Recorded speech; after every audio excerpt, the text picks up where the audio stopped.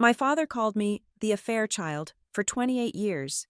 He said it softly, like a secret he was burdened to keep. Usually right before he reminded me how lucky I was that he stayed. I spent my whole life shrinking to fit the space of a mistake. Then, a simple swab inside my cheek changed everything. The results didn't just prove he was lying about my mother's betrayal. They proved I was never his daughter to begin with. I have a reflex that I cannot seem to train out of my system. No matter how expensive my therapy becomes, or how high I climb on the corporate ladder, I apologize for taking up space. If a waiter brings me the wrong order, I apologize to him for the confusion. If a colleague bumps into me in the hallway, I apologize for being in their path.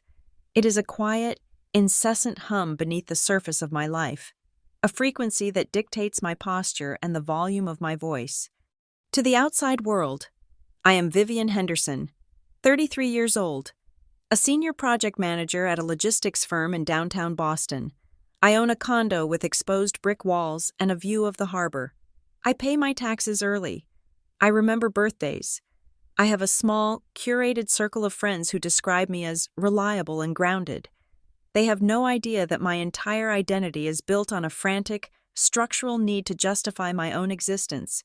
I learned this behavior before I learned long division.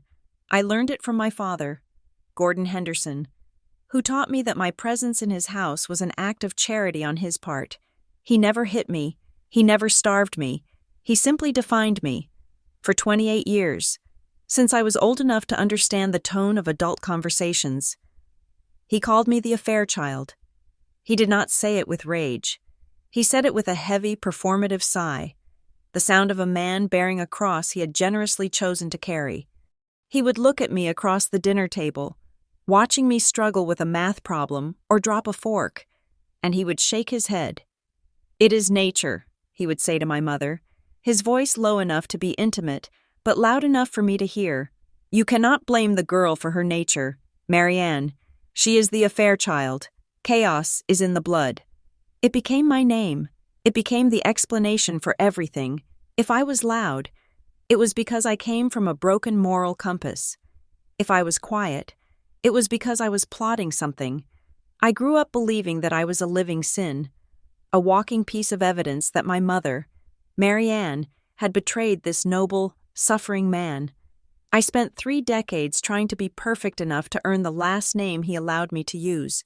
I never succeeded. The summons to return to Briar Glen came on a Tuesday in October. It was not a request.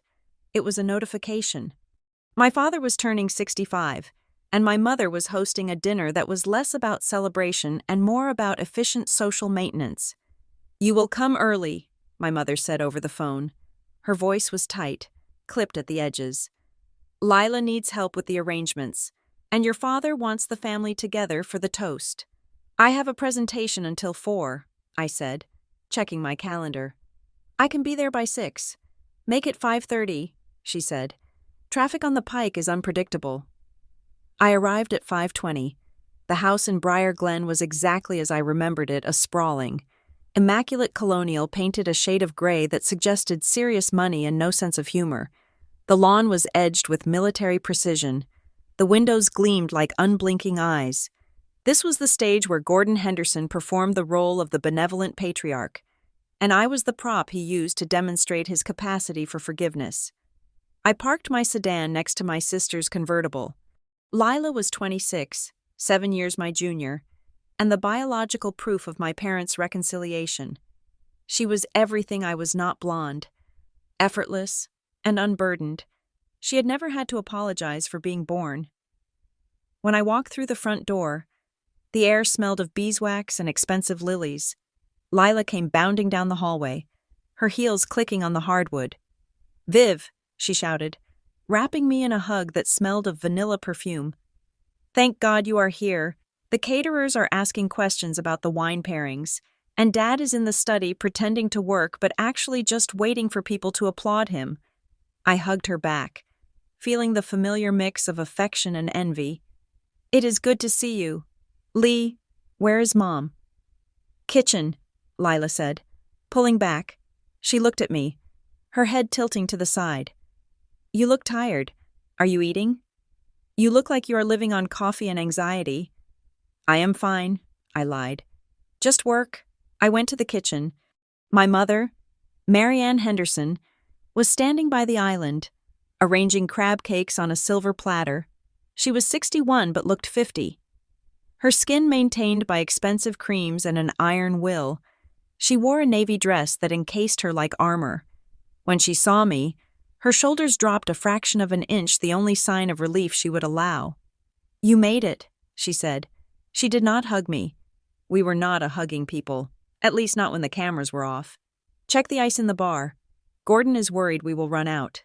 "Hello to you too, Mom," I said softly. She paused, a flicker of something painful crossing her eyes before she smoothed it away. "Hello, Vivian. Thank you for coming. Please, the ice." I went to the living room, which had been transformed into a reception hall. Gordon was there. He stood by the fireplace, a glass of scotch in his hand, talking to a neighbor about interest rates. He was a handsome man, silver-haired and broad-shouldered, with a smile that could charm a room while chilling the person standing closest to him. He saw me. The smile did not waver, but the temperature in his eyes dropped. He excused himself from the neighbor and walked over to me. "Vivian," he said. His voice was a rich baritone. "I was not sure you would prioritize this." "Happy birthday, Dad," I said. I felt my posture shrink. I hated it. I was a 33-year-old woman who managed million-dollar budgets. Yet in front of him, I was a clumsy child with dirty hands. "You are wearing black," he noted, glancing at my dress. "A bit somber for a celebration, isn't it? But I suppose that fits your mood?"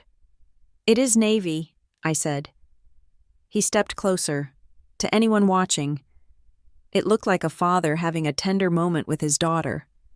He placed a hand on my shoulder, his grip heavy. "Try to smile tonight," he said, his voice dropping to that low, intimate register that made my stomach turn. "We have decent people coming. Do not make them wonder why I kept the affair child around for so long." He patted my shoulder. 2 sharp taps, and then walked away to greet the mayor of Briar Glen.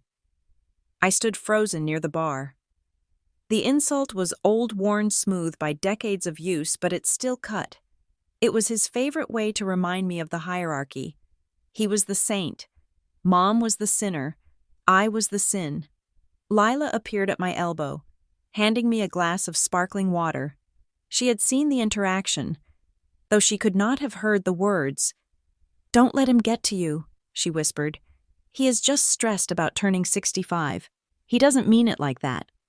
"Doesn't mean what like that?" I asked, my voice sharp. "Whatever he said," Lila dismissed, waving her hand. "You know how he is. It is just his personality. He loves us. He just has a weird way of showing it." I looked at my sister. She believed that. She had the luxury of believing that. To her, Gordon Henderson was a slightly grumpy but loving father. She lived in a different movie than I did. "Right," I said.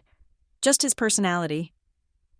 The party began in earnest, the room filled with the hum of conversation, the clinking of expensive glass, and the polite laughter of people who lived in houses with names. I circulated, playing the role of the dutiful daughter. I accepted compliments on my career and deflected questions about why I was still single. I watched my mother. She moved through the room with the grace of a diplomat. But I saw the tells. I saw the way her jaw tightened every time Gordon told a joke that was slightly too aggressive. I saw the way she carefully phrased her sentences, as if she were walking through a minefield. She had been holding her breath for 30 years. The emergency happened at 8 o'clock, just as the toasts were beginning. Lila was standing near the patio doors, laughing at something a cousin said, when she suddenly went pale. She dropped her wine glass. It shattered on the hardwood, red liquid splashing onto the Persian rug. The room went silent. "Lila," Marianne cried out, stepping forward. Lila doubled over, clutching her right side. "Mom," she gasped. "It hurts. It really hurts." Then she collapsed. Pandemonium is too strong a word for Briar Glen. It was a controlled chaos. Two doctors who were guests rushed forward. Gordon stood by the fireplace, looking annoyed that his speech had been interrupted, his glass frozen halfway to his mouth. It was Marianne who dropped to her knees, ruining her dress in the wine and glass, shouting for someone to call an ambulance. "It looks like an acute abdomen," one of the guest doctors said, pressing on Lila's stomach while she screamed in pain. "Appendix or gallbladder. We need to move her." I went into logistics mode. I was the one who called 911. I was the one who directed the paramedics when they arrived 6 minutes later. I was the one who grabbed Lila's purse and my mother's coat. "I will drive behind the ambulance," I told Marianne as they loaded Lila onto the stretcher. "Dad, are you coming?" Gordon looked at the shattered glass on the rug. He looked at the guests who were now murmuring in awkward clusters. "I have to handle the guests," he said, smoothing his tie. "You two go. Call me when you know what is happening. It is probably just food poisoning. Lila always had a weak stomach." I stared at him. His daughter was being loaded into an ambulance, and he was worried about the social optics of ending the party early. "Get in the car, Mom," I said. We drove to the Briar Glen Medical Pavilion in silence. Marianne sat in the passenger seat, her hands trembling in her lap. "He could have come," she whispered. "He has guests," I said, my voice flat. "She is in so much pain," Marianne said. "Did you hear her scream?" "She will be fine," I said, though I wasn't sure. "It is probably her appendix."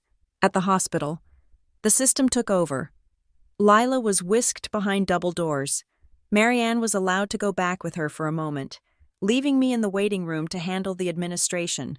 This was always my role. I was the responsible one, the one who filled out the forms, paid the bills, and cleaned up the messes. I approached the intake desk. The receptionist, a tired woman with kind eyes, handed me a clipboard. "We need her current insurance and a medical history," she said. "Does she have any allergies? Any family history of anesthesia complications?" "I don't think so," I said. "I will check." I sat in the plastic chair and opened the folder Marianne had thrust at me before she ran after the stretcher. My mother was an organized woman. She kept a medical file for the family in the home office, and she had grabbed the entire accordion folder in her panic. I flipped through it to find Lila's insurance card. The folder was a timeline of our physical lives: vaccination records from the 90s, dental charts, eye exam results. I found Lila's information and started copying it onto the clipboard. Lila Henderson, DOB. March 14th, 1999. Blood type O negative. I paused. I needed to know if there were any hereditary blood issues in case she needed surgery. I flipped back to find my parents' records to see if there were notes on clotting disorders. I found Gordon's file first. It was a preoperative assessment from his knee surgery 3 years ago. Gordon Henderson, blood type O negative. I turned the page. Marianne's record from a physical last year. Marianne Henderson, blood type O positive. I stared at the papers. Biology class was a long time ago, but the basics were simple. 2 O parents produce O children. Lila was O negative. It made sense. They were a match, a perfect biological unit. My hand brushed against an older card stuck to the back of Marianne's file. It was yellowed at the edges, a pediatric record from 30 years ago. My record: Vivian Henderson, DOB. June 12, 1992. Blood type A, positive. I stopped writing. I looked at Gordon's O. I looked at Marianne's O. If my mother was type O and my father was type O, they could not produce a child with type A blood. It was genetically impossible. The air in the waiting room seemed to thin out. I felt a strange buzzing in my ears. This was the proof. This was the scientific confirmation of the story Gordon had told me my entire life. I was not his. I was the affair child. I was the result of Marianne betraying Gordon with someone else, someone who carried the A gene. But as I stared at the paper, a cold incongruity settled in my stomach. If I was the affair child, why did the intake form from my childhood, the one filled out in my father's distinctive, jagged handwriting, list him as the biological father? I looked closely at the yellowed card. Under paternal history. Gordon had checked boxes for his own family traits: high blood pressure, glaucoma. He had signed the bottom Gordon Henderson. Father. Why would he claim me on a medical form if he knew I wasn't his? And more importantly, if he knew for a fact, a biological fact, that I couldn't be his child? Why did he only ever use it as an insult? Why didn't he divorce her? He was a man of immense pride. He was a man who cut ties with business partners for minor slights. Yet he had raised another man's child for 33 years, paying for my college, keeping me in the house, all while whispering his resentment in my ear. It didn't fit. Gordon Henderson did not do charity. He did not suffer in silence. Miss Henderson. I snapped my head up. The receptionist was looking at me. Do you have the forms? Yes, I said. My voice sounded hollow. Here, I handed over the clipboard, but I slipped the yellowed card and my parents' records into my purse. Lila's surgery was routine. It was a burst appendix. Messy but manageable. By midnight, she was in recovery. Groggy, but safe. Marianne sat by her bedside, holding her hand, looking aged by 10 years and 4 hours. Gordon finally arrived around 1 a.m. He smelled of scotch and expensive cologne. He stood at the foot of Lila's bed, looking the part of the concerned father for the nurses who walked by. She's going to be fine, Gordon, Marianne said softly. Good, he said. The party was a disaster. You know, people left early. I looked at him. I looked at the man who had called me a mistake for 3 decades. I looked at his blood type in my mind's eye. O negative. I will drive you both home, I said. I'll stay in the guest room tonight. That won't be necessary, Gordon said. I am staying, I said. It was not a request. We drove back to the silent house. The catering vans were gone. The shattered glass had been swept up. The house was cold. I went to the guest room on the 2nd floor, but I did not sleep. I sat on the edge of the bed. The medical records spread out on the quilt. A positive, O negative, O positive. The math didn't work. The story didn't work. Around 3 a.m, I heard voices. My parents' bedroom was down the hall, but the house had old heating vents that carried sound like a telephone wire. I crept to the door of my room and cracked it open. They were in the hallway, or perhaps the landing. They were not shouting. My parents never shouted. They hissed. You should have checked the file. Marianne, Gordon said. His voice was ice. You gave her the entire folder. I was panicked, my mother replied. Her voice was trembling, brittle. Lila was screaming. I didn't think. You never think, Gordon snapped. That is your problem. You feel, and you panic, and I have to clean it up. She didn't say anything, Marianne said. Vivian didn't say anything. She just filled out the forms. She is not stupid, Gordon said. She has eyes. If she saw the blood types. So what if she did? Marianne's voice rose slightly, then dropped, terrified. Maybe it is time. Gordon, maybe we just tell her. No, Gordon said. The word was a slamming door. We do not tell her. We stick to the arrangement. You know what happens if this comes out. You know what we lose. I can't keep doing this, Marianne whispered. Watching you treat her like that, it's been almost 30 years. You will do it because you enjoy the life you have, Gordon said, and because you want to keep her safe. Do you want her to know? Do you want her to know what she actually is?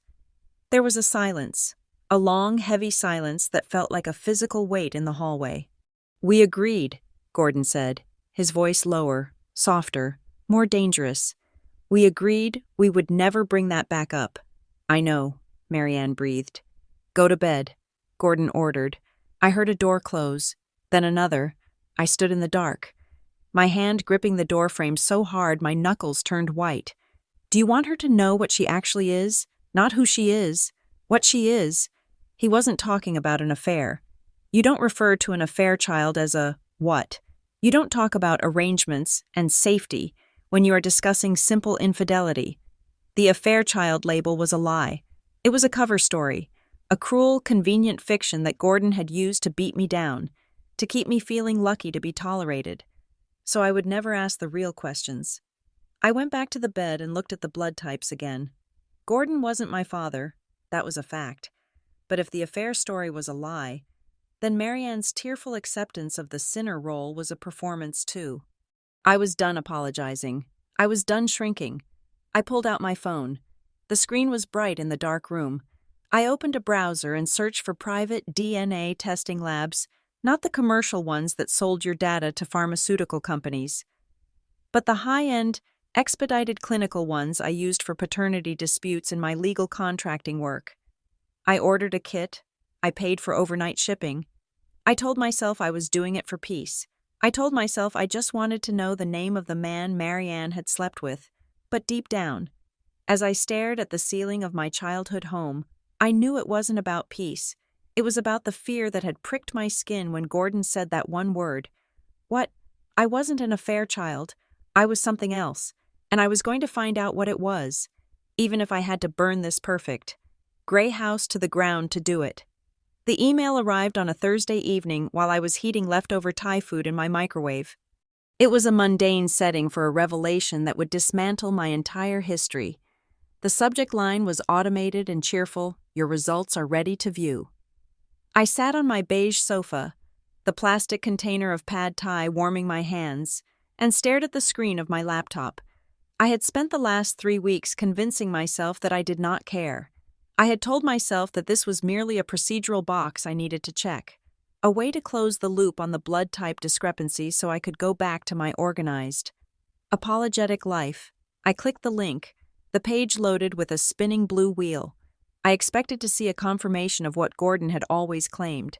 I expected to see that he was my father, which would mean the medical records I had seen were wrong, or that there was some rare genetic anomaly at play.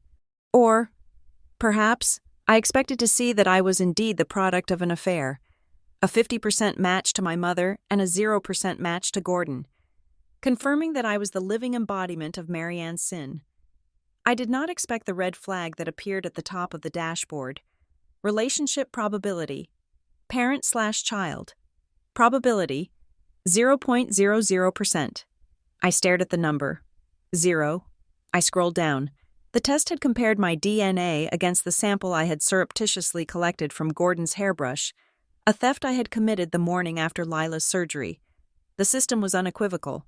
Gordon Henderson was not my biological father. I sat back, waiting for the relief. I waited for the sense of liberation. The feeling that the heavy coat of shame I had worn for 28 years had finally been lifted from my shoulders. It did not come. Instead, a wave of nausea rolled over me, so violent I had to put the food down on the coffee table. I ran to the bathroom and retched into the sink. I gripped the cold porcelain, gasping for air, my mind spinning not with freedom, but with a sudden, horrific vertigo. If Gordon was not my father, then the affair child label was technically true in his eyes. He wasn't my father, but the logic didn't hold. If I was the product of an affair, and he knew he wasn't my father, why keep me? Why raise me? And most hauntingly, why hate me with such specific, curated intensity? A man who raises another man's child out of duty or forgiveness might be distant, he might be cold, but Gordon had been active in his cruelty. He had spent decades reminding me of my inherent flaw. He had looked me in the eye, day after day, and told me I was broken. If he knew I wasn't his, he could have left. He could have divorced Marianne. He could have put me up for adoption. Instead, he had kept me in his house, fed me, clothed me, and used me as a psychological punching bag. I washed my face with freezing water. I looked at myself in the mirror. I had my mother's eyes, but I had always searched for Gordon in my chin, my nose, my hands. I realized now that I had been looking for a ghost. I went back to the laptop. I needed to be sure. I was a project manager. I did not make decisions based on a single data point. I found a second lab, a private forensic outfit used by defense attorneys, and ordered another kit. I scraped my cheek until it was raw. I sent it out the next morning via overnight courier. The wait for the second result was 5 days of white-knuckle sobriety. I went to work. I sat in meetings. I nodded when people spoke to me. But I heard nothing. I was living in a suspended reality. When the second email came, I was in my office. I closed the door and blinds before opening it. The results were identical.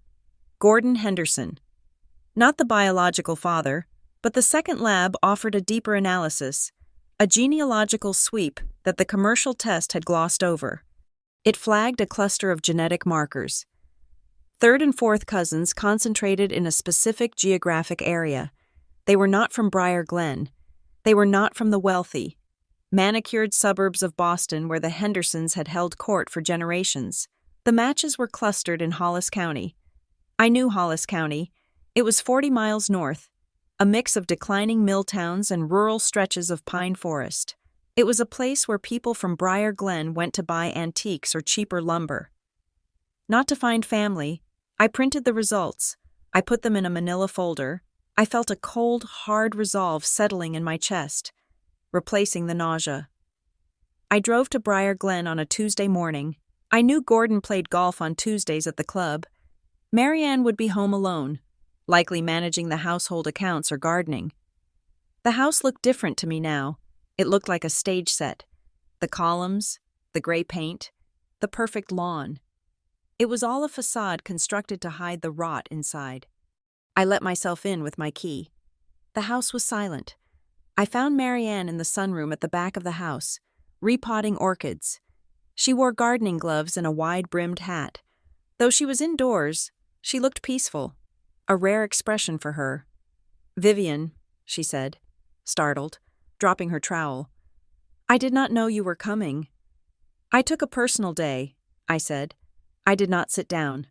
I stood in the doorway, blocking her exit. I needed to see her face. I needed to see the truth before she had time to compose a lie. "Is everything all right?" she asked, wiping her hands on her apron. "Is it work?" "It is not work," I said. "It is about the blood types." Marianne froze. Her hands went still on the apron. She did not look at me. She looked at the orchid on the table, a fragile white thing she had been nurturing. "We discussed this," she said, her voice tight. "It was a mistake on the forms. Gordon said—" "Gordon lied," I said. I stepped into the room and placed the manila folder on the glass table, right next to the orchid. "And so did you." Marianne stared at the folder. She did not open it. She knew what was inside. "I took a DNA test. Mom," I said. "2 of them. Actually, Gordon is not my father. I waited for the tears. I waited for the denial. I waited for the story about the handsome stranger she met at a cocktail party. The moment of weakness that destroyed her marriage. But Marianne did not cry. She did not scream. She slumped. It was as if the strings holding her upright had been cut. She sank into the wicker chair behind her, her shoulders curling inward. She pulled off her gardening gloves with slow, trembling movements. When she looked up at me, her eyes were not filled with panic, but with a terrible, exhausted relief. "You know," she whispered. "I know he's not my father," I said. "I know you let him call me the affair child for 28 years. I know you let him punish me for a biology that wasn't even his to claim." "It wasn't like that," she said, her voice shaking. "Wasn't it?" I asked. "He treated me like a sin, Mom, and you watched. You stood there and you watched." "I had to," she said. "Why?" I demanded. "Because you were afraid he would divorce you, because you wanted the money, the house." "No," she said. She looked at me with a sudden, fierce intensity. "Because of the agreement—" I stopped. "What agreement?" Marianne looked toward the door of the sunroom, as if checking to make sure Gordon hadn't materialized from the golf course. She lowered her voice. "Before you were born," she said. "When everything happened, there were lawyers, not family lawyers, corporate ones, a firm called Wexler and Dune." The name meant nothing to me, but the way she said it with a shudder of genuine fear made my skin prickle. "Gordon didn't want the divorce," she continued. "He wanted the leverage. But there was another side involved, another party.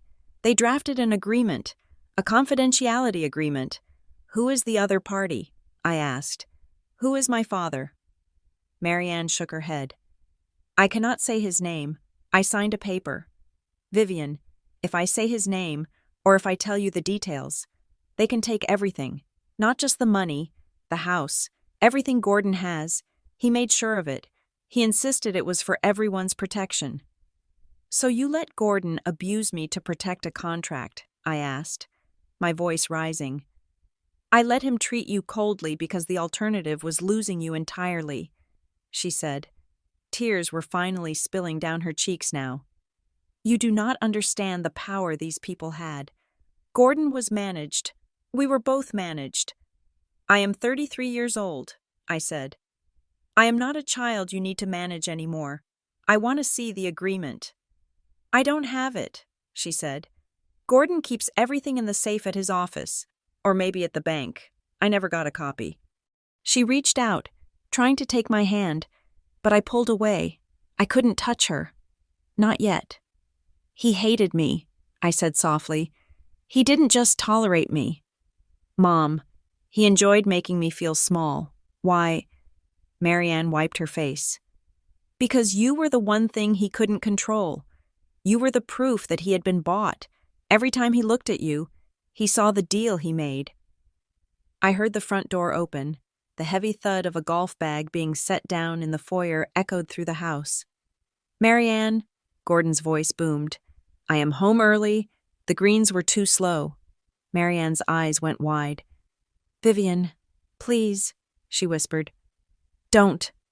I grabbed the folder from the table. I am done with don't. I walked out of the sunroom and down the hallway. Gordon was in the kitchen, pouring himself a glass of water. He looked healthy, flushed from the sun, the master of his domain.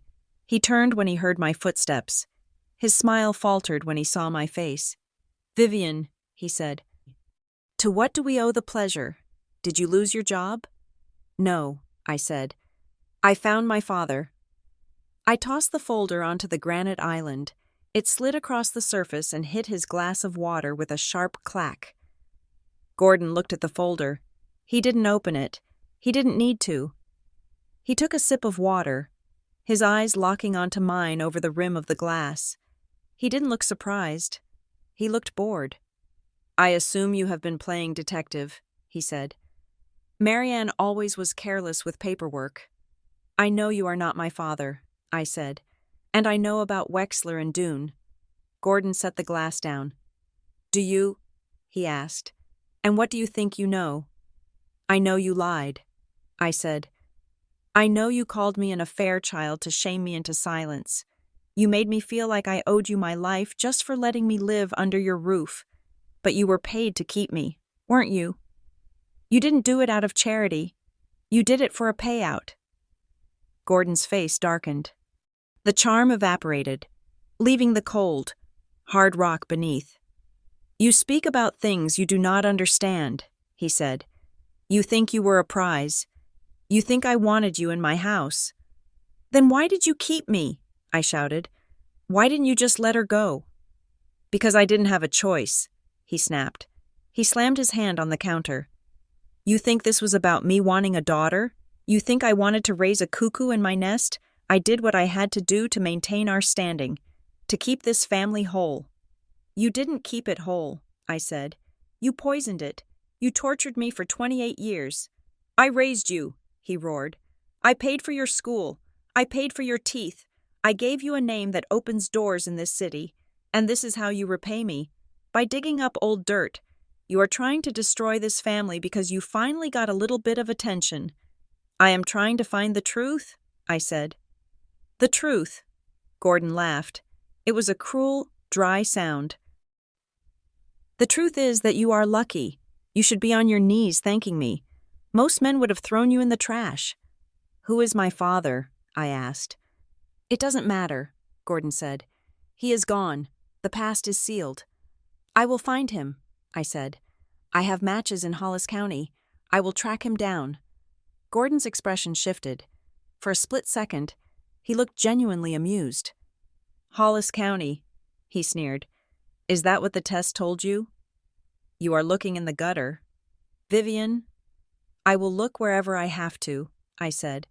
I am going to find out who he is, and I am going to find out why you were so terrified of him that you signed an NDA. Gordon walked around the island until he was standing inches from me. He smelled of grass and scotch. He leaned in, his voice dropping to that lethal whisper I knew so well. You think you are special, he hissed. You think this is some grand tragedy where you are the lost princess you weren't stolen. Vivian, you weren't a mistake. He paused, letting the silence stretch. You were placed here, he said. The word hung in the air like a guillotine blade. Placed. It wasn't a word you used for a child. You placed an order. You placed a bet. You placed an object on a shelf. What does that mean? I asked, my voice trembling despite my best efforts. It means you should stop digging, Gordon said. Before you find out exactly how little you were worth to the people who gave you away. He turned his back on me and walked out of the kitchen. Get out of my house. Vivian, do not come back until you are ready to apologize. I stood in the kitchen, my heart hammering against my ribs. Placed. He hadn't said abandoned. He hadn't said adopted. He said placed. That implied intent. It implied a transaction. It implied that my biological father hadn't just left. He had arranged for me to be here. I grabbed the folder and walked out the back door. I didn't say goodbye to Marianne. I drove north. I didn't go back to Boston. I got on the highway and followed the signs toward Hollis County. I needed records. I needed paper. I arrived at the Hollis County Records Annex at 2 p.m. It was a grim brick building in the center of a town that had seen better days. The windows were barred, and the air inside smelled of dust and floor wax. I approached the clerk, a young man with headphones around his neck. I need to look up birth records and court filings from 1992, I said. Specifically regarding custody arrangements or family disputes involving the name Henderson. You have a case number? He asked, not looking up from his phone. No, I said. I am doing genealogical research. He sighed and pointed to a row of computers. Search the index there. If you find a file number, write it down. I spent 2 hours searching. I searched for Henderson. I searched for Marianne's maiden name. I searched for generic custody filings in June of 1992. I found an index entry, Case 92C IV 044, in re minor child, sealed. It was the right date, the right county. I wrote down the number and went back to the desk. I need to see this file, I said. The clerk typed the number into his terminal. He frowned. He typed it again. I can't give you this, he said. Why not? I asked. It's 30 years old. Most family court records are public after the child turns 18. It is sealed, he said. But not like normal sealed. It has a judicial lock on it. Judge Sterling sealed this permanently. I can't even open the digital abstract. Who is Judge Sterling? I asked. He is dead, the clerk said. Died 10 years ago, but his seal holds unless you get a court order from a superior court judge to break it. Is that common? I asked. For a custody case. The clerk looked at me, really looked at me. For the first time, no. Usually, you seal records for abuse or adoption, but a permanent judicial lock. That is for high-level stuff, witness protection, organized crime, or rich people who don't want their business in the street. Thank you, I said. I walked out of the annex into the gray afternoon light. The door was closed here too, but the clerk had given me something valuable. He had confirmed that this wasn't just a family secret, it was a legal fortress. I drove back to Boston, my mind racing, placed, Wexler and Dune, judicial lock. I needed to go deeper. I needed something that wasn't in a government database. I thought of Marianne. She had said she didn't have the agreement, but Marianne was a sentimental woman. She kept everything. She kept my kindergarten drawings. She kept the ticket stubs from the first movie she saw with Gordon, if there was a clue. It wouldn't be in the safe. It would be in the things she couldn't bear to throw away. I waited 2 days. I called Lila. I need you to get me something, I told her. Viv, I can't, Lila whispered into the phone. Dad is on a warpath. He has forbidden Mom from talking to you. I don't need to talk to her, I said. I need you to go into the attic. There is a box of Mom's old things letters, photos from before she was married. It is usually under the eaves in the back corner. Why? Lila asked. Because I think there is something in there that explains why Dad hates me, I said. There was a pause. I will look, Lila said, but I have to be fast. Lila met me at a coffee shop halfway between Briar Glen and Boston the next evening. She handed me a shoebox wrapped in a plastic grocery bag. I felt gross doing this, she said. Stealing Mom's memories. You are helping her, I said. Trust me. I took the box back to my apartment. I poured a glass of wine and sat on the floor. I opened the lid. It was a time capsule of a life before Gordon. Photos of Marianne in college, smiling with a lightness I had never seen. Dried flowers, a playbill from a theater in New York, and at the bottom, tucked inside a folded program, was an envelope. The paper was cream-colored, heavy, expensive. The postmark was from Harbor Pike, Maine. The date was April 1992, 2 months before I was born. There was no return address. I opened it. The handwriting was elegant, looping script, but the ink was pressed hard into the paper, as if the writer had been angry or terrified. Marianne, he will not listen to reason. The arrangements are being made without my consent, but I have no power to stop the machine once it starts rolling. They are going to move you to the Henderson household next week. I know you are scared. I am scared too. I cannot stop them from taking the baby, but I can promise you that I will be watching. I will make sure he keeps his end of the bargain regarding the trust. Please, Marianne. Keep her safe from him. He thinks he is solving a problem, but he is creating a ghost. Forgive me. I stared at the letter. They are going to move you to the Henderson household. It sounded like a prison transfer. And the signature, E. Who was E? Was it my father? The handwriting looked feminine. Forgive me. Keep her safe from him. The him in the letter wasn't Gordon. The context made that clear. Gordon was the destination, the Henderson household. The him the writer was afraid of was the man making the arrangements, the man who saw me as a problem to be solved. I looked at the postmark again. Harbor Pike, Maine. I went to my laptop and typed Harbor Pike into the search bar. It was a wealthy coastal enclave, old money, summer estates. I had a location, I had an initial, and I had a warning from 30 years ago that confirmed my worst fear: I wasn't born. I was manufactured to hide a scandal. I picked up my phone and called the only person I knew who wouldn't ask me to calm down. I called Sonia Park, a legal aid attorney I had met during a pro bono project years ago. Sonia, I said when she answered, I need to know how to break a judicial seal on a 30-year-old custody record, and I need to know who the hell Russell Vane is. I didn't know why I said the name Russell Vane. I hadn't seen it in the letter, but as I stared at the screen, searching for Harbor Pike, the search engine auto-filled a headline from a local paper: The Vane Family Foundation restores historic Harbor Pike Library. It was a gut instinct, a pattern recognition. The Vanes were the kings of Harbor Pike. If someone had the power to seal a court record forever and move a pregnant woman like a chess piece, it wasn't a nobody. Vivian, Sonia asked, are you okay? No, I said. I am going to Maine. The drive to Harbor Pike, Maine, took 3 hours of highway that slowly narrowed into winding coastal roads lined with pine trees and signs for lobster pounds. I had spent the night before scouring public directories and obituary archives online, cross-referencing the initial E with the postmark date and the location. It was tedious, eye-straining work, the kind of data crunching I did for logistics spreadsheets, but fueled by a manic, personal desperation. I found her at 2 a.m, Elena Caldwell. She had died 4 years ago of ovarian cancer. The obituary was brief, praising her for 40 years of dedicated service to the Harbor Pike community and her role as a trusted executive assistant.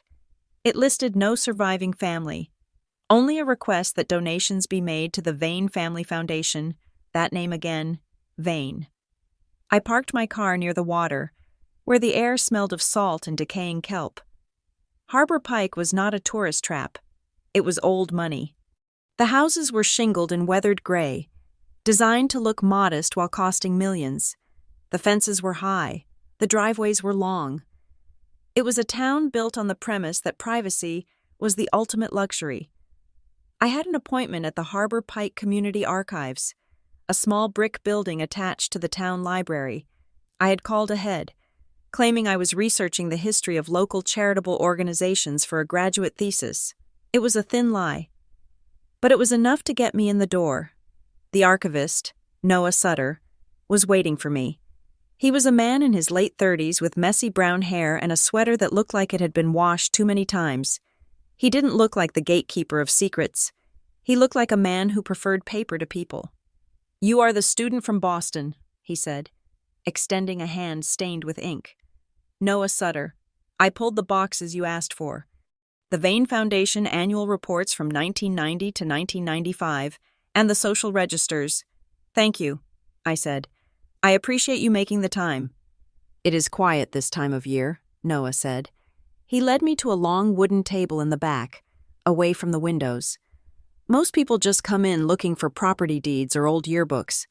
The Vane papers don't get much traffic. They are dry." "Dry is fine," I said. He set 3 heavy cardboard boxes on the table. "I will be at the desk if you need anything. Just don't use flash photography. The paper is acidic. It degrades." I waited for him to walk away before I opened the first box. It was filled with glossy booklets and newsletters. The Vane Family Foundation. I started flipping through the pages. Russell Vane. His face was everywhere. In 1992, he would have been in his late 40s, a handsome, severe man with steel-gray eyes and a jawline that suggested he never lost an argument. He was pictured shaking hands with senators, cutting ribbons at hospitals, and standing on the decks of racing yachts. He looked nothing like me, and yet, he looked like everything I was fighting against. He radiated the same impenetrable confidence that Gordon projected, only on a much grander scale. Gordon was a tyrant in his own living room. Russell Vane looked like a tyrant of the world. I found Elena Caldwell's name in the staff directory on the back of a 1991 annual report. Elena Caldwell, executive assistant to the president. I kept digging. I was looking for a connection. I was looking for Marianne. An hour passed. The silence of the archives was heavy, broken only by the sound of turning pages and the distant hum of a dehumidifier. Noah brought me a glass of water at one point, setting it down on a coaster without saying a word. He was observant, though I could feel him watching me, not with suspicion, but with a quiet curiosity. I found it in a program for a midsummer charity gala, dated July 14, 1991.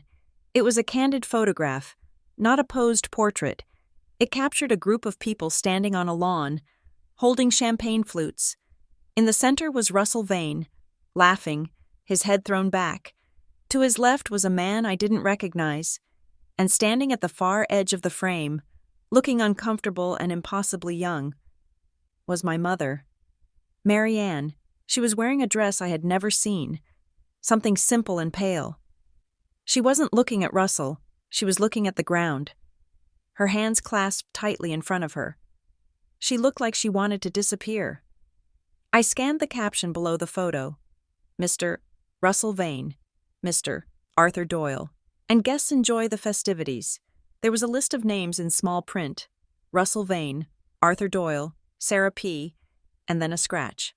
Someone had taken a black pen and violently scribbled out the name listed last. The ink was old, fading to a purple hue, but the intent was clear. The name had been redacted. I looked closer at the scratch. Under the heavy loops of ink, I could just barely make out the top of a capital M. "Find something." I jumped. Noah was standing a few feet away, holding a stack of files. "Sorry," I said. "You startled me." He stepped closer, looking at the program. "Ah, the 91 gala. That was a big year. It was right before the foundation restructured." "Restructured?" I asked. They shifted focus, Noah said. Moved a lot of assets into private trusts. Stopped doing as many public events. Elena Caldwell, the woman who donated these papers, she mentioned once that it was a chaotic time. Internal disputes. I pointed to the scratched-out name. Is it common to deface archive materials? Noah adjusted his glasses. No, that is unusual. These came from Elena's personal collection. She must have done that herself before she donated them. Why would she scratch out a name? I asked. Noah looked at me, his eyes intelligent and kind. Usually, people erase things they want to forget, or things they are afraid to remember. He paused, then added, You are not a student, are you? I hesitated. I could lie. But I sensed that Noah Sutter was the kind of person who valued accuracy above protocol. No, I said. I am looking for my family. He didn't ask for details. He just nodded. The copier is in the corner. It is 10 cents a page. I will look the other way if you don't have change. I drove back to Massachusetts with the copy of the photo on the passenger seat. The face of Russell Vane burned in my mind. But it was the image of my mother young, terrified, and standing on the edge of a world she didn't belong in that made my chest ache. I arrived at the house in Briar Glen at 7 in the evening. I knew Gordon was at a Rotary Club dinner. He never missed a chance to wear a badge. Marianne was in the kitchen, reading a magazine. She looked up when I entered, her face tightening. He will be home in an hour, she said. You shouldn't be here. I am not staying, I said. I just have a question. I placed the photocopy on the counter. Marianne looked at it. She didn't gasp. She didn't recoil. She just went very still, like a small animal sensing a predator. Where did you get this? She asked. Maine, I said. You were there. Mom, 1991. You knew Russell Vane. Marianne traced the edge of the paper with a manicured fingernail. I didn't know him. Not really. I worked for a nonprofit he funded, a literacy initiative. It was my first real job out of college. You never told me you worked in Maine, I said. It was a brief time, she said. Gordon didn't like it. Why? She looked up at me, her eyes wet. Because he was the one who made me take the job. He wanted the connection. He wanted to be close to the Vane money.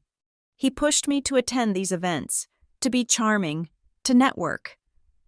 I felt a cold, sick feeling in my stomach. He pimped you out socially. He called it ambassadorship, Marianne said bitterly. But when I got pregnant, when the trouble started, he flipped the script. He told everyone I had been seduced by the lifestyle. He told me I had lost my way. He used my employment there as proof that I was tempted. He turned the very thing he forced me to do into the evidence of my sin. The trouble, I repeated. You mean me. I mean the situation, she corrected. Vivian, please, you are pulling on a thread that is attached to a bomb. Russell Vane is not a man you just walk up to. Is he my father? I asked. No, she said. The answer was instant, reflexive. Then who is... I can't, she whispered. I truly can't. Because of the agreement. Because of the safety, she said. Gordon was right about one thing. We are small people, Vivian, and they are giants. If you make them angry, they don't just sue you, they erase you. I am already erased. Mom, I shouted. I have been erased for 30 years. I have no history. I have no father. I am just a situation you all managed. Marianne covered her face with her hands. I tried to love you enough for both of them. I really did. I know, I said, softening slightly. But love isn't enough anymore. I need truth. I left her crying in the kitchen. I needed to get out of that house before Gordon returned, and I did something that would land me in jail. I met Lila at a diner near the highway. She looked nervous, checking her phone every 2 minutes. Did you talk to Mom? She asked as I slid into the booth. Yes, I said. She is scared. Lee, she is terrified of something that happened 30 years ago. Lila stirred her iced tea with a straw. It is not just the past. Viv, it is now. Dad is acting weird about money. Weird how he has been moving things, Lila said, lowering her voice. He had me come to his office last week to sign some papers. He said it was for estate efficiency. He wanted to put the lake house in a trust under my name, but with him as the trustee, that is tax avoidance, I said. Standard rich people stuff. No, Lila said. It wasn't just the house. He wanted me to sign a waiver for a separate account, an account I didn't know existed. It had your name on it, Viv, but he said it was a clerical error and he needed to close it to consolidate assets. My name, I asked. I don't have an account with him. I have never taken a dime from him since I turned 18. It wasn't a new account, Lila said. The statement date was from 1993. It had a balance of 0, but the transaction history, Viv, there were millions flowing through it in the 90s. And then it all drained out into Dad's business accounts around the time you went to college. I sat back against the vinyl seat. Millions. Gordon hadn't just been paid off. He had been laundering money through an account in my name. The affair child story wasn't just emotional abuse. It was a distraction. While everyone was whispering about my illegitimacy, Gordon was quietly siphoning funds that were likely intended for my care. Did you sign it? I asked. Lila shook her head. I told him I needed to read it first. He got so angry. Viv, he turned purple. He told me I was being ungrateful and stupid. He sounded just like he sounds when he talks to you. Don't sign it, I said. Don't sign anything. What is going on? Lila asked, her voice trembling. Are we broke? No, I said. Dad isn't broke, but he might be a thief. The next morning, I went to Park and Lorne Legal Aid. It was a storefront office in a strip mall, a far cry from the marble-floored firm Marianne had mentioned, Wexler and Doone. But Sonia Park was the best lawyer I knew. She was a woman who practiced law with a scalpel, not a hammer. She listened to my story without interrupting. She looked at the DNA results, the photo of the scratched-out name, and the notes I had made about Lila's discovery. When I finished, Sonia leaned back in her chair and took off her glasses. This is not a paternity case, she said. This is a containment strategy. What does that mean? I asked. It means you were not just an illegitimate child, Sonia said.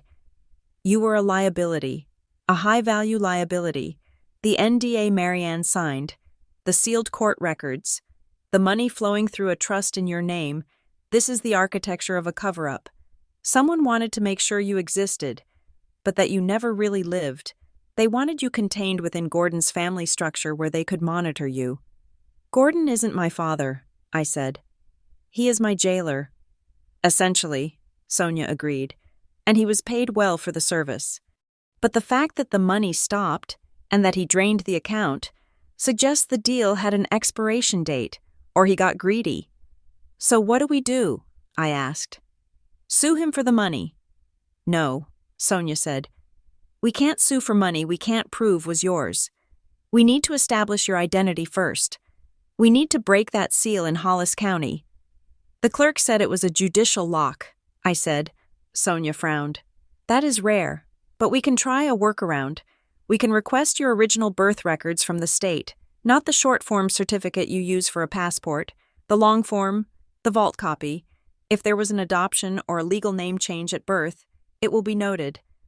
I have my birth certificate, I said. It lists Gordon and Marianne. That is likely an amended certificate, Sonia said. If you were placed, as Gordon said, there was a transfer of rights. Let's see what the state of Massachusetts has in the basement. We filled out the request forms. Sonia expedited them with a courier service. Vivian, Sonia said as I was leaving, you need to be careful if this involves the Vane family. We are talking about people who buy senators for sport.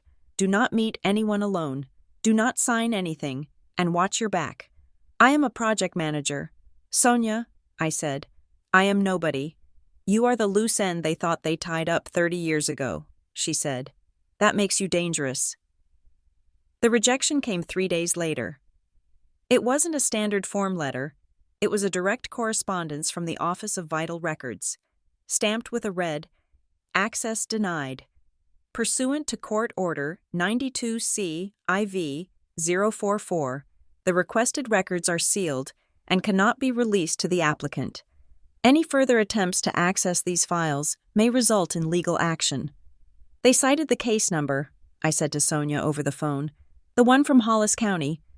"That connects the dots," Sonia said, her voice grim. "It confirms that your birth record is tied to that court case. It proves you were the subject of that litigation." "But why threaten legal action?" I asked. "I am just asking for my own birth certificate." "Because someone has a flag on your file," Sonia said. "A digital tripwire, when we put in the request. It alerted whoever holds the keys to that order." "So they know I am looking," I said.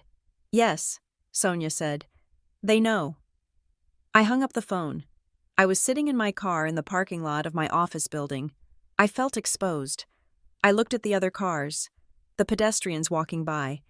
Was someone watching? My phone buzzed. It wasn't a text from Marianne or Lila. It was a number I didn't recognize. I opened the message. "Stop digging. You don't know what you are to them." My breath caught in my throat.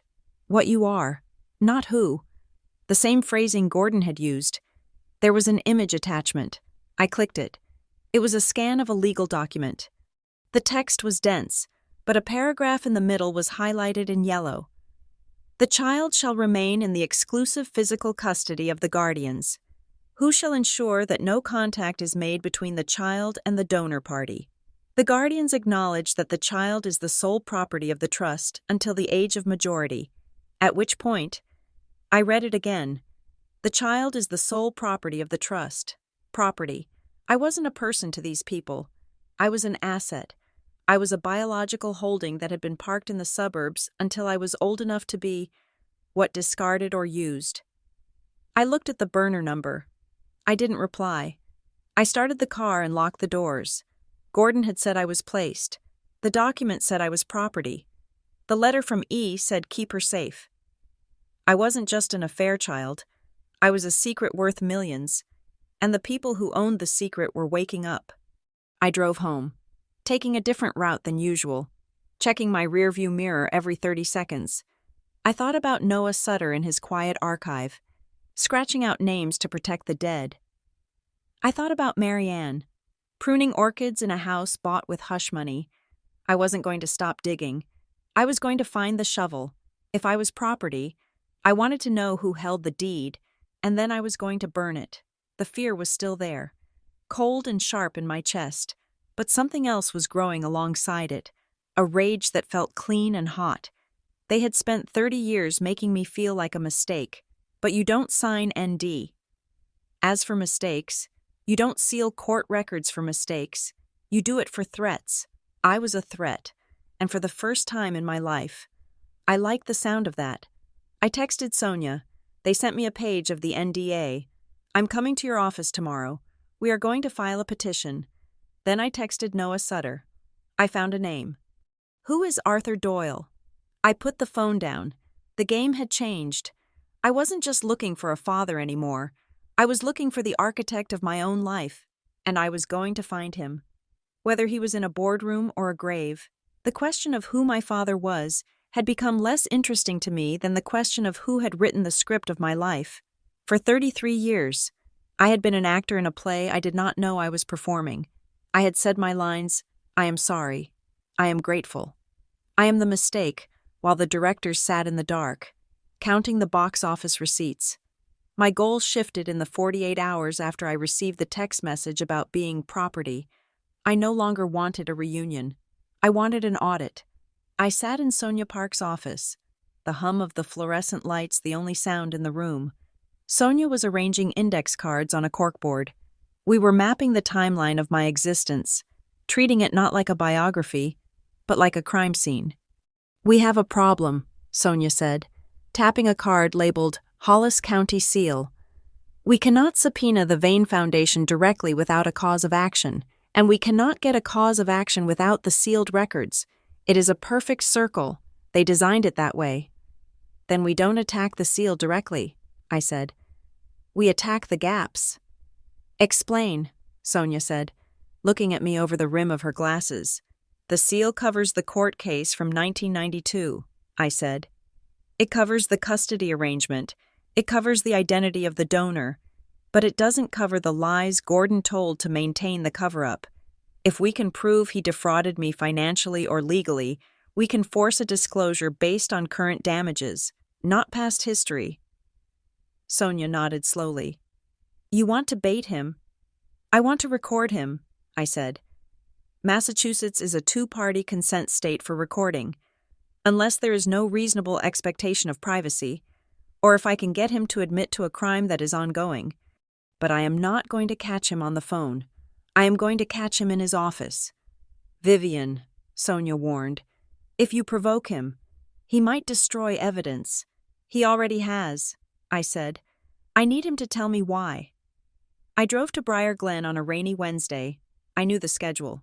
Marianne would be at her book club, Lila was working, Gordon would be in his home office, reviewing the portfolio performance for the quarter. I walked into the house without knocking. The silence was thick, heavy with the scent of lemon polish and old secrets. I walked straight to the study. Gordon was sitting behind his mahogany desk.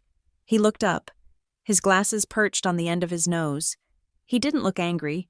He looked tired, like a man who was annoyed that a fly kept buzzing around his head. I thought I told you to stay away until you were ready to apologize, he said. I am not here to fight, Dad, I said. I used the word Dad deliberately. It was the key to the lock. It disarmed him. I sat in the leather chair opposite him. I had my phone in my purse, the recording app running. I placed the purse on the floor, the microphone facing up. I have been thinking about what you said, I lied. About being placed, about how you took me in. Gordon took off his glasses and rubbed the bridge of his nose. I did what was necessary. Vivian, you are too emotional to understand the pragmatism required to keep a family like ours afloat. I know, I said, keeping my voice low, submissive. I know I have been difficult, but I need to understand one thing so I can move on. Why did you agree to it if I was such a burden? Why did you say yes? Gordon leaned back. He looked at the wall of degrees behind him. He was comfortable now. He was the patriarch explaining the hard truths of the world to the naive child. Marianne was compromised, he said. She had gotten herself into a situation with people who do not play by our rules. When she came to me, pregnant and terrified, I could have cast her out. But then the offer came. The offer from the Vane Foundation, I said. Gordon's eyes flicked to me, sharp and assessing. He didn't deny it. They needed a solution, he said. A quiet solution. And I needed capital. The market was down. My firm was over-leveraged. It was a transaction. Vivian, a service. So you sold your silence, I said. I sold my protection, he snapped. I gave you a legitimate name. I gave Marianne a shield. Do you think you would have had this life if I hadn't stepped in? You would have been a bastard child in a mill town. I gave you Briar Glen. But the affair child story, I said. Why tell me I was a mistake if I was actually a transaction? Gordon let out a short, cold laugh. Because shame is a powerful anchor. Vivian, if you thought you were a mistake, you would be grateful for the scraps. You would work harder. You would never ask for more than you were given. It was a management technique. I felt a chill run through my veins that had nothing to do with the temperature of the room.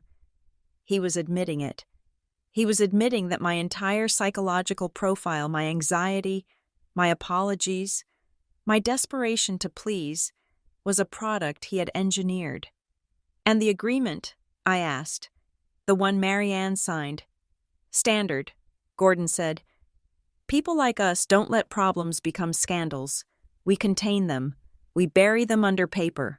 People like us, I repeated. You mean people like Russell Vane? Gordon's face hardened. Russell Vane is a great man, a visionary. He had a momentary lapse in judgment 30 years ago. He did what any powerful man would do. He cleaned it up. And I am the mess, I said. You are the result, Gordon corrected. Now, are we done? I have calls to make. One more thing, I said. Standing up. Did the money stop? Gordon froze. His hand hovered over his mouse. What money? He asked, his voice too casual. The capital, I said. The transaction price. Did it run out? Is that why you are trying to get Lila to sign over the lake house? Get out, Gordon said. The fatigue was gone. The rage was back. I am leaving, I said. Thank you for explaining. Gordon, it clarifies everything. I walked out of the study. I picked up my purse. My hands were shaking, but I forced myself to walk slowly to the car. As soon as I was inside, I stopped the recording. People like us don't let problems become scandals. He had admitted to the transaction. He had admitted to the cover-up. But more importantly, he had admitted that my identity was suppressed to protect Russell Vane's reputation. I drove 2 streets over and parked in a cul-de-sac. I texted Marianne, "Meet me at the park by the elementary school. 10 minutes. If you don't come, I play the recording of Gordon for the police." She was there in 8 minutes. She was wearing a raincoat over her house dress. She looked small against the gray sky. "What recording?" she asked, breathless. "Vivian, what did you do?" I asked him why. I said, and he told me. He told me he took the money to save his firm. He told me he made me feel like garbage so I wouldn't ask questions. Marianne closed her eyes. She gripped the steering wheel of her car. We were parked side by side. Windows rolled down. "He promised," she whispered. "He promised he would never say it out loud. He is proud of it." "Mom," I said. "He thinks he is a genius for managing us. He thinks he saved us." Marianne looked at me. Her face was streaked with rain or tears. I couldn't tell. "He didn't save us," she said. Her voice was stronger than I had heard it in years. "He sold us." "Tell me about the help," I said. "The Vane Foundation. How did it happen?" Marianne took a deep breath. "I was 22. I was working for the literacy program in Harbor Pike. Russell was charming. He was older, brilliant, and he paid attention to me. I was naive. When I got pregnant, I thought, I don't know what I thought. Maybe that he would leave his wife. Maybe that he would want the baby." She laughed, a bitter, jagged sound. "But he was about to launch a Senate bid," she said. "Or maybe it was a merger. I don't remember the details. Just the panic. His people came to me, men in suits. They told me I could not keep the baby unless I had a husband, unless I had a structure. They said a single mother with a vain bastard would destroy his career and my life. So they called Gordon," I said. "Gordon had been courting me before I went to Maine," she said. "He was ambitious. The lawyers. They brokered it. They offered to pay off Gordon's debts and set up a trust for the child if he married me and claimed the baby as his own legally. But not biologically," I said. "No," she said. "The condition was that the Vane name could never appear on paper. So Gordon signed the birth certificate, but he demanded control. He demanded to be the sole trustee of the funds. He said it was the only way he could tolerate the insult to his honor. He chose the strings," I said. "He wanted the connection." "He loved the connection," Marianne said. "He loved knowing that Russell Vane owed him. It made him feel powerful. But he took it out on you. Every time Vane ignored him or didn't invite him to a gala, Gordon would come home and call you the affair child. It was never about morality," I said. "It was about his ego." "I am sorry," Marianne said. "I should have left him. I should have taken you and run." "Why didn't you?" "Because they told me they would take you," she said. "The NDA has a custody clause. If I breached confidentiality, custody would revert to a guardian appointed by the trust. They would have put you in foster care. Vivian, or worse." I looked at my mother. I saw the fear that had defined her life. She wasn't a villain. She was a hostage. "I need to find the nurse," I said. "The one who was there when I was born." "Patricia," Marianne said instantly. "Patricia Keene. She was the only one they let in the room besides the doctor. She held my hand. Where is she? She retired years ago, Marianne said. I think she still lives in Harbor Pike. She sends me a Christmas card every year with no return address, just a postmark. I reached out and touched my mother's hand through the window. Go home, Mom. Don't tell him we talked. What are you going to do? She asked. I am going to finish the audit, I said.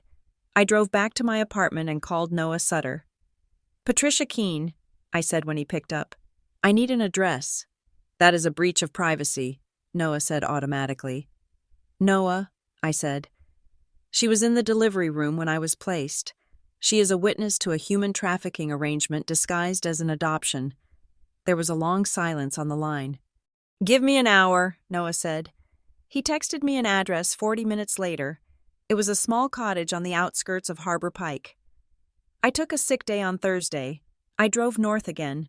The landscape was becoming familiar now, the gray ocean, the pines, the isolation.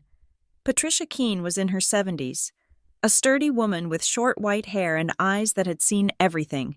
She was gardening when I pulled up. She didn't look surprised to see a stranger. She looked like she had been waiting. You look like her, she said before I even opened the gate. But you have his chin. You know who I am? I asked. I have been wondering when you would show up, she said. Come inside. I have tea. Her living room was cluttered with porcelain figurines and knitted blankets. We sat in armchairs that smelled of lavender. I can't tell you much, Patricia said. I signed papers too, scary papers. I don't need names, I said.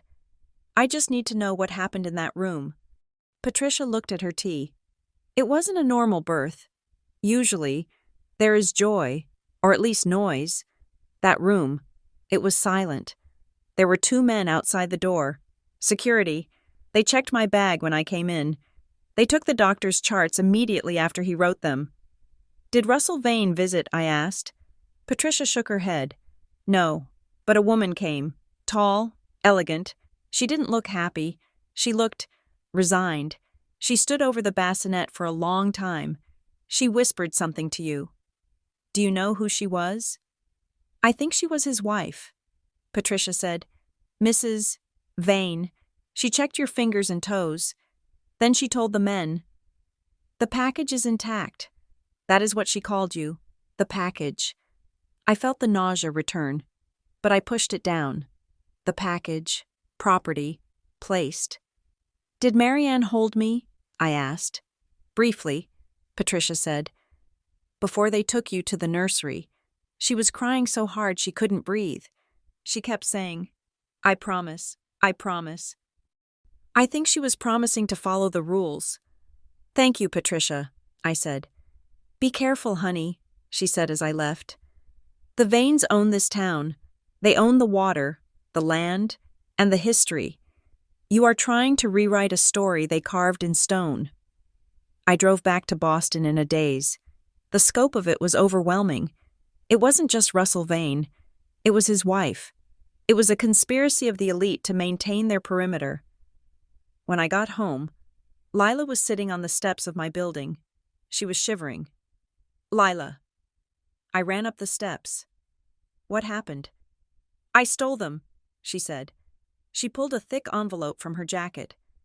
The papers Dad wanted me to sign, and the old files he left on his desk. We went inside. I locked the door and engaged the deadbolt. We spread the papers on my kitchen table. It was a forensic accountant's dream and a daughter's nightmare. The document Lila had refused to sign was a waiver of beneficiary rights. It sought to remove Lila from the title of the lake house and transfer it to a holding company called Briar Management, LLC. Look at the LLC, I said, pointing to the fine print. Registered agent Gordon Henderson. But the real gold was in the old files Lila had swiped. They were bank statements from a defunct bank. First Hollis Savings, the account name, the Vivian Trust, opened June 1992. Opening balance, $500,000. There were monthly deposits of $10,000 for 18 years. Do the math, I whispered. That is over $2 million, plus interest. I scanned the withdrawal columns. They started small medical bills, private school tuition. Those were legitimate, but then, starting around 2005, they got larger. Withdrawal $45,000. Memo home maintenance. Withdrawal $60,000. Memo vehicle purchase. Withdrawal $100,000. Memo investment transfer. By the time I turned 18 and supposedly aged out of the affair child status, the balance was zero. "He stole it," Lila said, her voice shaking. "He bought his cars, the renovations, the vacations. He paid for it all with your money." "No," I said, feeling a cold clarity wash over me. "He paid for it with my silence." I picked up a statement from 2008. I remembered that year. It was the year Gordon told me I couldn't go to the private university I had gotten into because money was tight, and he couldn't justify spending it on someone who had already cost the family so much emotionally. He had shamed me into going to a state school while he sat on a pile of cash that was legally mine. He hadn't just hated me, he had embezzled me. The affair child label wasn't just emotional abuse, it was camouflage. If I believed I was a burden, I would never dare to ask about money. I would never think to look for a trust fund. I would accept the scraps and thank him for not throwing me out. It was a brilliant, sociopathic long con. "I am going to destroy him," I said. My voice was steady. It didn't sound like my voice anymore. It sounded like the voice of someone who owned the building. "What do we do?" Lila asked. "We go to court," I said. I took the files to Sonia the next morning. When she saw the bank statements, she let out a low whistle. "This is it," she said. "This is the key. We don't need to prove paternity to unseal the records anymore. We can prove fiduciary misconduct. Gordon was the trustee. He drained the trust for personal use. That is a felony. I want to file a petition," I said, "in Hollis County." "On what grounds?" "Identity fraud, breach of fiduciary duty, and potential misrepresentation of vital records."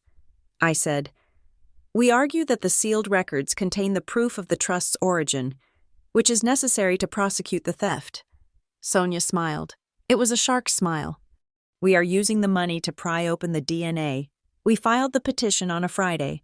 Vivian Henderson versus Gordon Henderson and John Doe guardians. We requested an emergency hearing to unseal the records of Case 92 CIV 044 for the purpose of forensic accounting. The court scheduled a preliminary hearing for 2 weeks out. It was fast. Too fast. It meant the clerk had flagged it, and a judge wanted it dealt with. I went home to wait. I felt exposed. Raw, but powerful. I had pulled the sword from the stone. That evening, a courier arrived at my apartment building. He wasn't wearing a uniform. He wore a dark suit. "Vivian Henderson?" he asked. "Yes." He handed me a thick, cream-colored envelope. "Personal delivery." He walked away without asking for a signature. I took the envelope inside. There was no return address, but the paper quality was unmistakable. It was the same heavy stock as the letter from E. I opened it. Inside was a handwritten letter. The script was bold, assertive, the penmanship of a man who expected his words to be read by historians.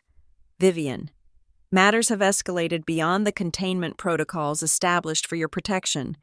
The actions of Mr. Henderson were unauthorized and regrettable. He was a vessel, not the architect. You are looking for answers. I am prepared to provide them, but not in a courtroom, which would only serve to damage innocent parties. There is context you are missing. There is history you cannot see from the outside. I would like to meet you, explain the choices that were made, explain why you were placed where you were. Come to the boathouse at the Vane Estate in Harbor Pike. Sunday, noon, Russell Vane." I stared at the signature. The man who had been a ghost in my life was suddenly real. He was inviting me into the fortress. I reached into the envelope to see if there was anything else. My fingers brushed against a small, folded piece of yellow-lined paper, cheap notebook paper, completely different from the stationery. I unfolded it.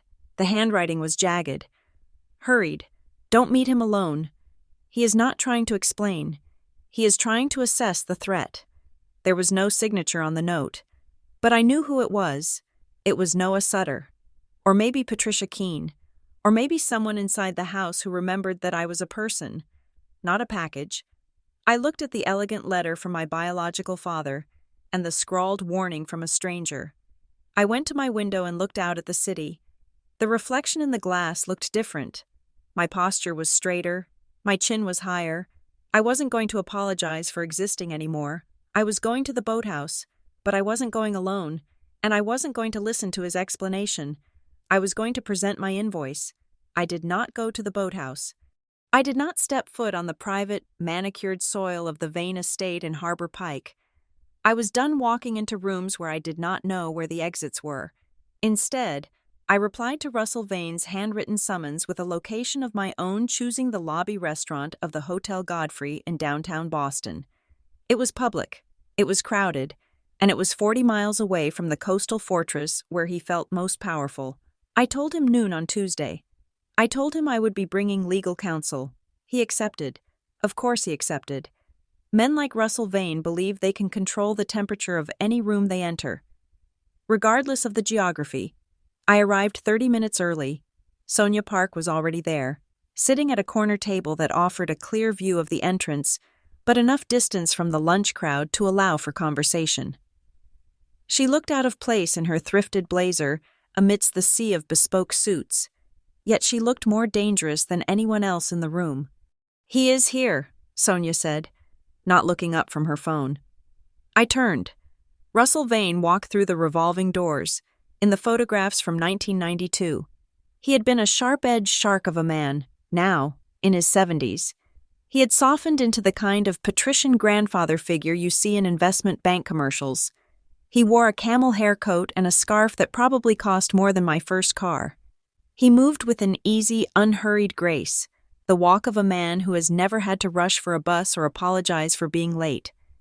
He spotted me instantly. There was no hesitation, no scanning the room. He walked straight to our table. His eyes locked on mine. They were gray, intelligent, and terrifyingly familiar. They were the eyes I saw in the mirror every morning.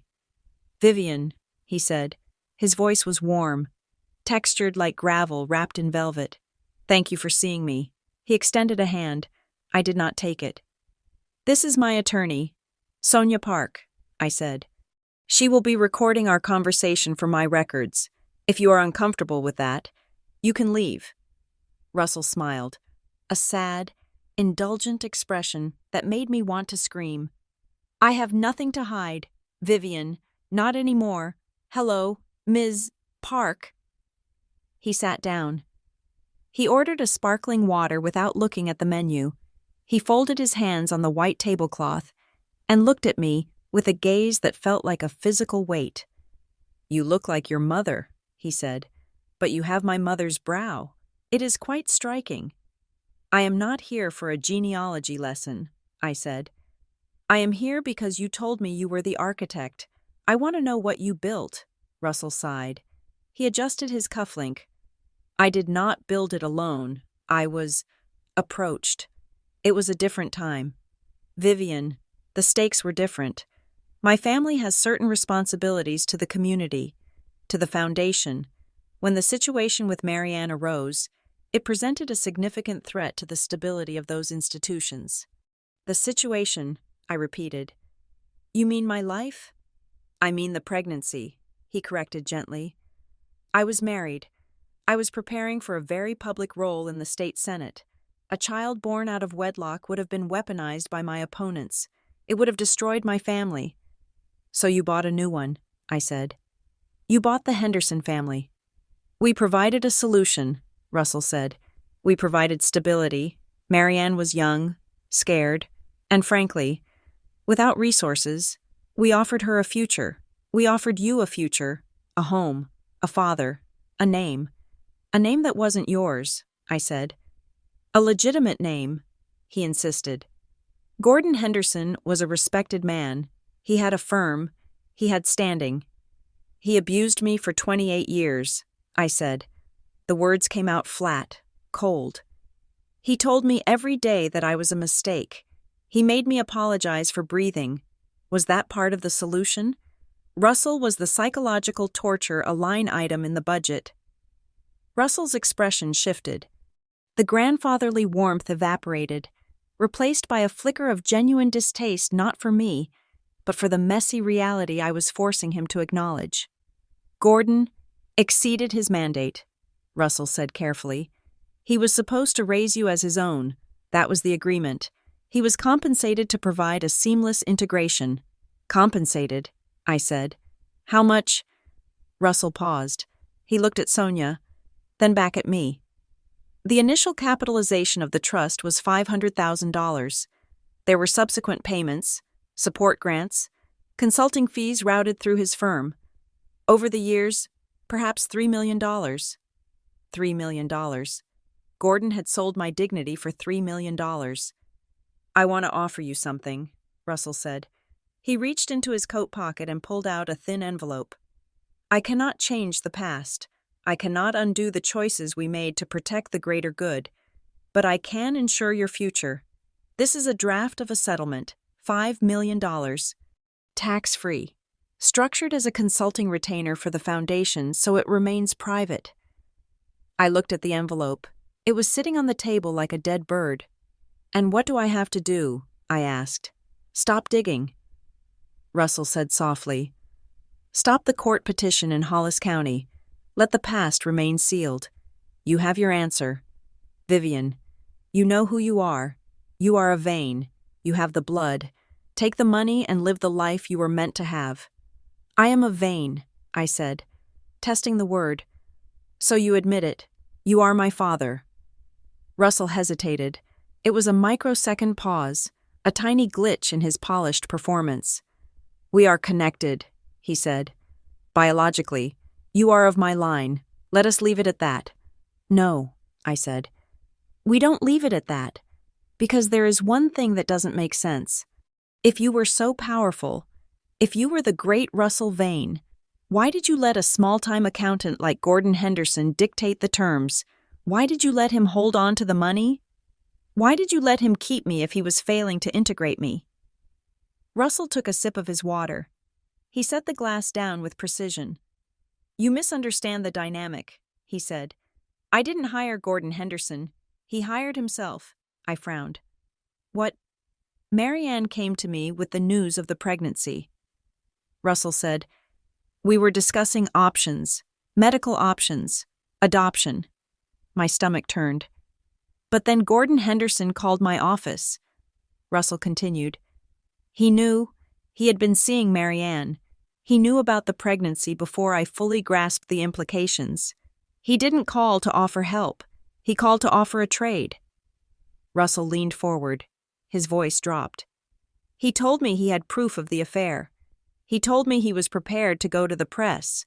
He said he would destroy my Senate bid and humiliate my wife unless we came to an arrangement. He proposed the marriage to Marianne. He proposed the adoption. He named the price. I sat frozen in the booth. I had spent my entire life believing Gordon was the victim, even when I suspected the payoff. I thought he was a passive recipient, a man who had been bought. He blackmailed you, I whispered. He leveraged the situation, Russell said. He was drowning in debt. He saw you not as a child, but as an asset class. He designed the structure. Vivian, he insisted on the confidentiality clauses. He insisted on the custody reversion threats to keep Marianne in line. We just paid the bill. I felt the room tilt. Gordon wasn't a cuckold. He wasn't even a reluctant guardian. He was an extortionist. He had orchestrated the entire nightmare.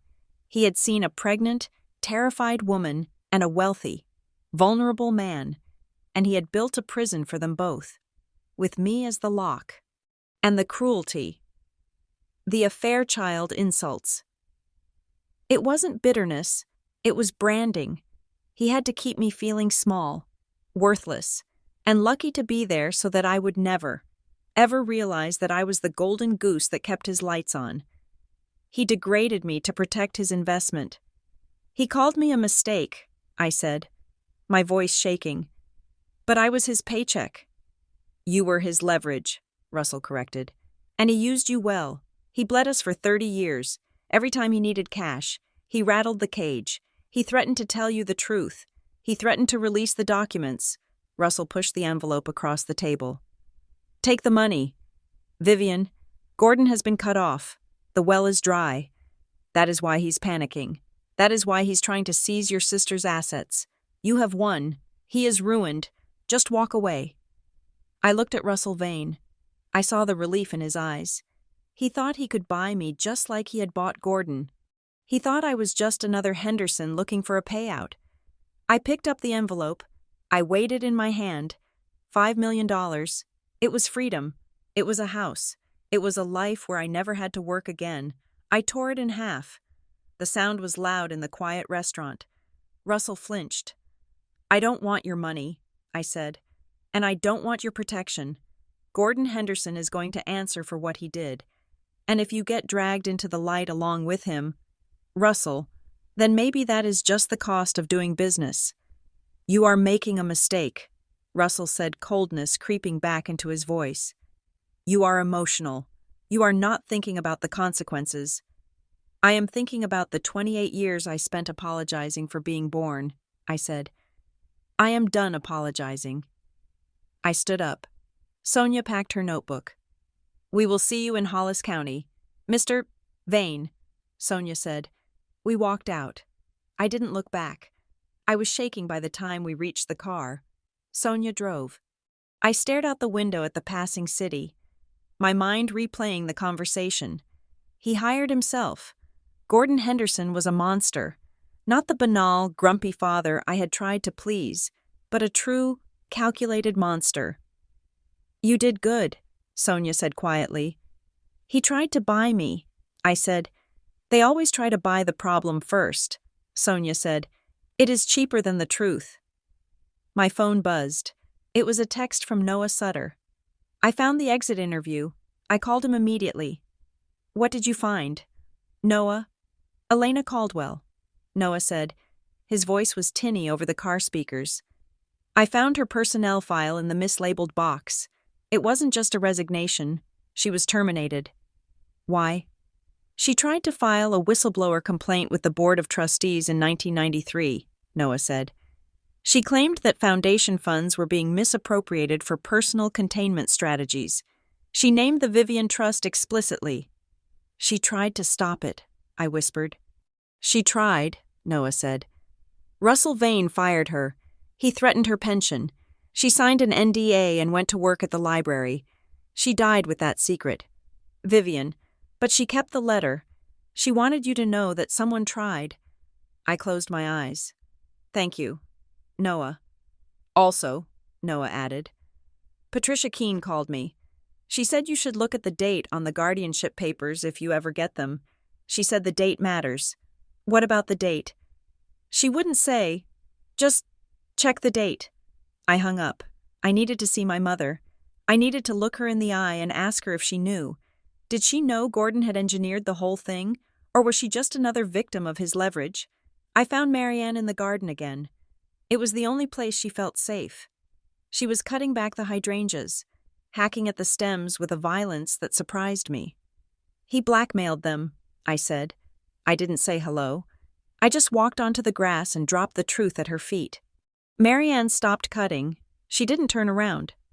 Russell told me, I said. Gordon didn't just accept the deal. He proposed it. He threatened to destroy Russell unless he got the money, and he used me as the collateral.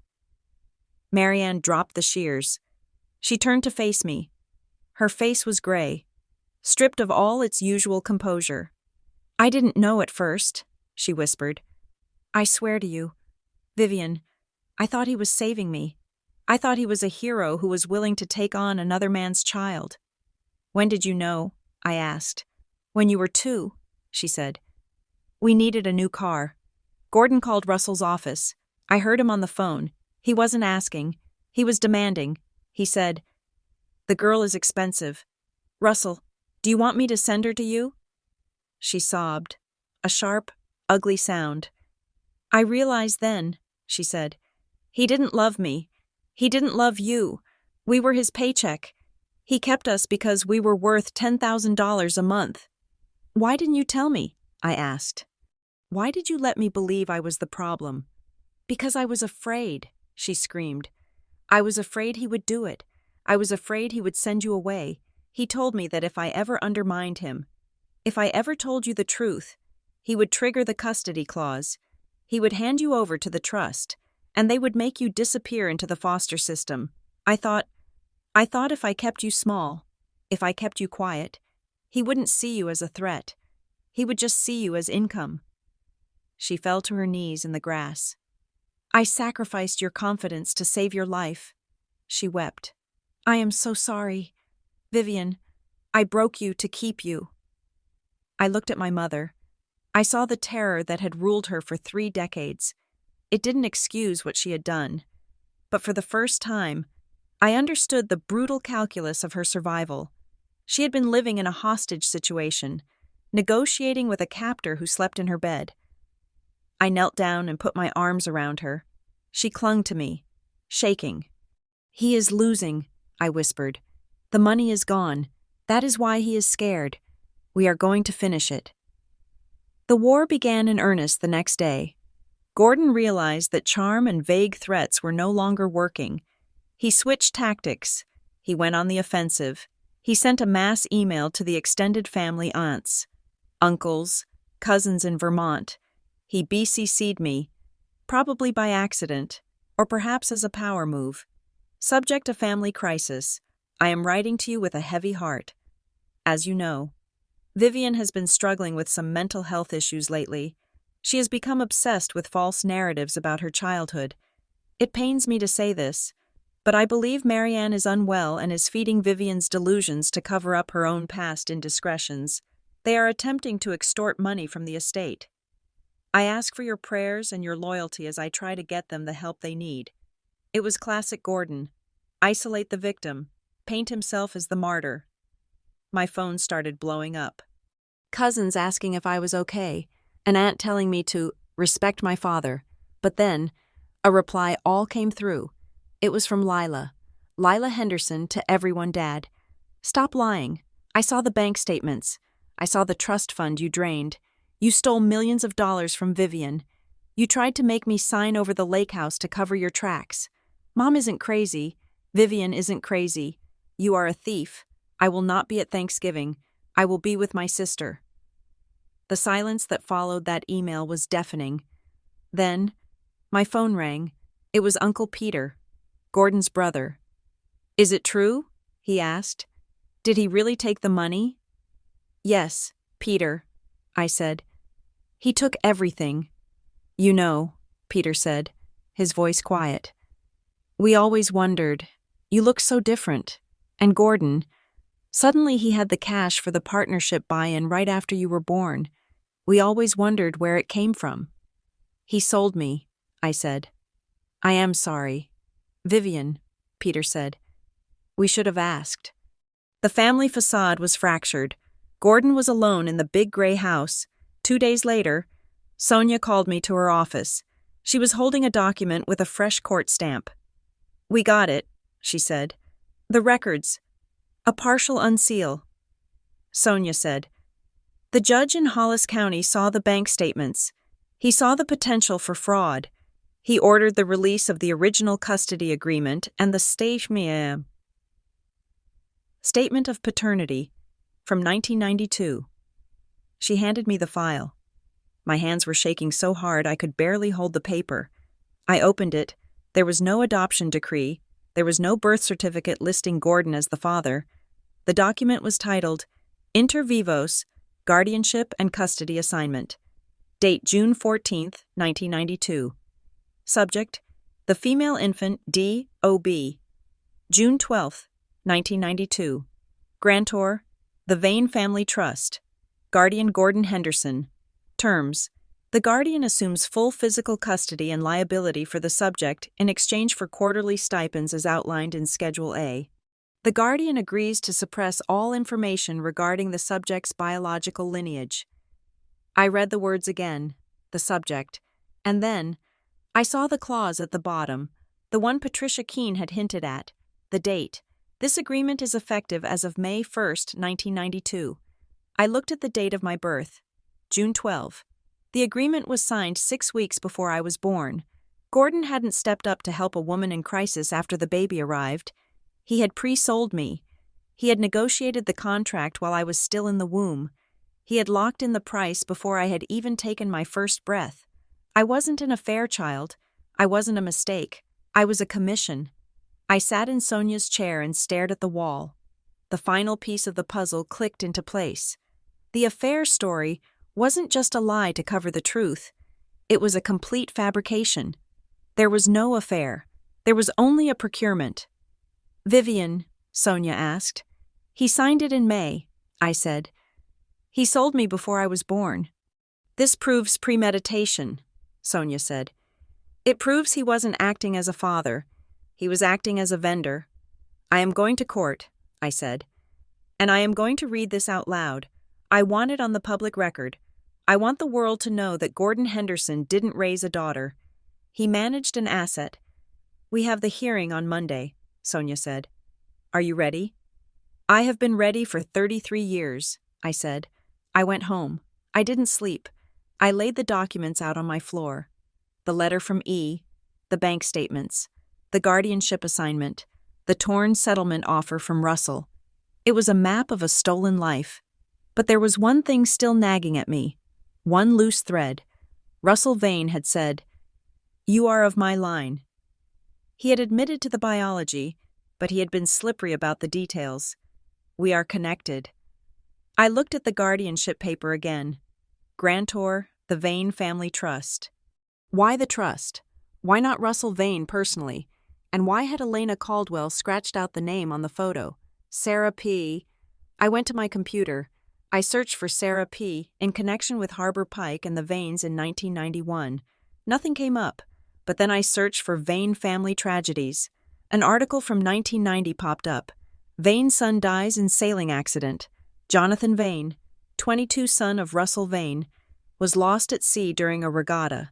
He is survived by his parents and his fiancée. Sarah Prentice, Sarah P. I looked at the photo of my mother again. She wasn't looking at Russell. She was looking at the ground. But in the background, obscured by the scratch, was a young woman, Sarah Prentice. I felt a sudden, electric jolt. Russell Vane was in his late 40s in 1992. My mother was 22. But Jonathan Vane would have been 22. If Jonathan died in 1990, and I was born in 92. The math didn't work for him to be my father, unless... "Frozen sperm," Russell had said. "You are of my line," he hadn't said. "I am your father," he said. Gordon approached us. Was I Russell's daughter? Or was I something more complicated?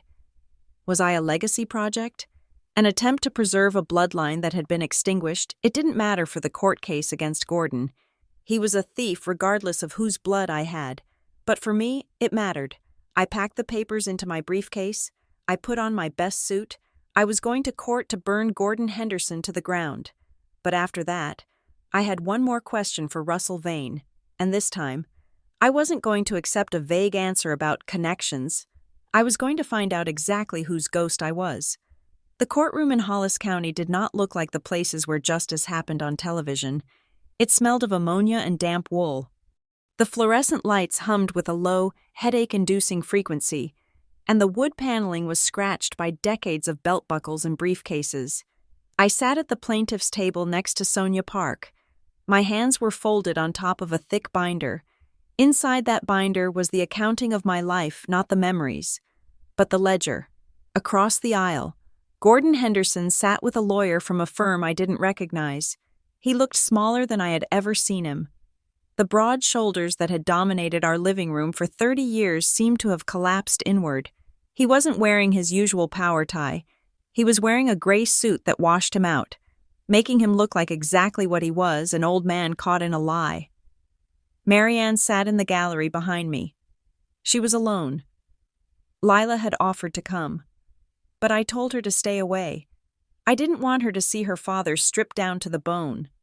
"All rise," the bailiff droned. Judge Sterling's successor, a woman named Judge Halloway with sharp eyes and a no-nonsense demeanor, took the bench. She opened the file that had been sealed since 1992. We are here regarding the petition to unseal records in the matter of Case 92 CV044, Judge Holloway said, and the plaintiff's motion for forensic accounting based on allegations of fiduciary breach. She looked over her glasses at Gordon. Mr. Henderson, she said, I have reviewed the documents in question.